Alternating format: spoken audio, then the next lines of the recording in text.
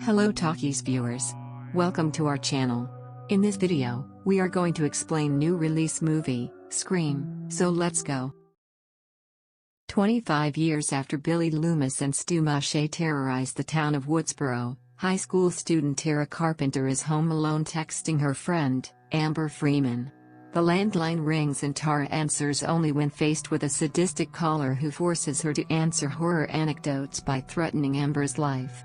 When she asked the wrong question, Ghostface burst into the house and attacked Tara, breaking her leg and stabbing her repeatedly. Tara survived the attack but was severely injured. Tara's friend and classmate, Wes Hicks, informs her sister Sam Carpenter of the attack. Sam returns to Woodsboro with boyfriend Richie to visit Tara in the hospital, offering to stay until she recovers. Meanwhile, Wes' mother, Sheriff Judy Hicks, takes the rest of their friends Amber, twins Chad and Mindy Meeks Martin, and Liv McKenzie for questioning. Richie, unaware of the Stab franchise or its connection to Woodsboro, spends most of his time at the hospital with Sam following the YouTube franchise to learn about the rules that the killer who might follow.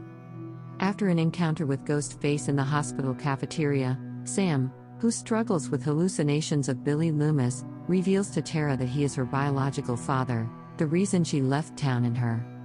Meanwhile, Liv Summer Vince Schneider is tortured and murdered by Ghostface outside a bar. Sam and Richie visit reclusive Dewey Riley, who has been living a terrible life since his divorce from Gail Weathers. The two ask for his help in stopping the killer, but he refuses and sends them out.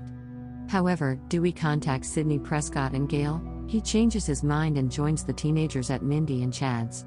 As they try to uncover the connection between the killer and Sam, Vince turns out to be Stu's grandson. With all three attacks targeting people who are related to the original killers in some way, Sam is framed as the killer and angrily flees. Meanwhile, Ghostface kills Judy and her son and, when Sam and Dewey arrive at the scene, later meets Gail again in the process. Sam and Dewey rush to the hospital when they realize Tara is in danger.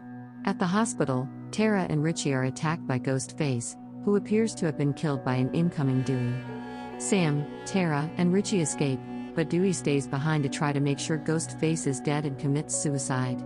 Sidney returns to Woodsboro after learning of Dewey's death and reunites with Gail in the hospital. Sidney asks Sam to help destroy the killer, but she refuses, choosing to leave Woodsboro with Richie and Tara instead.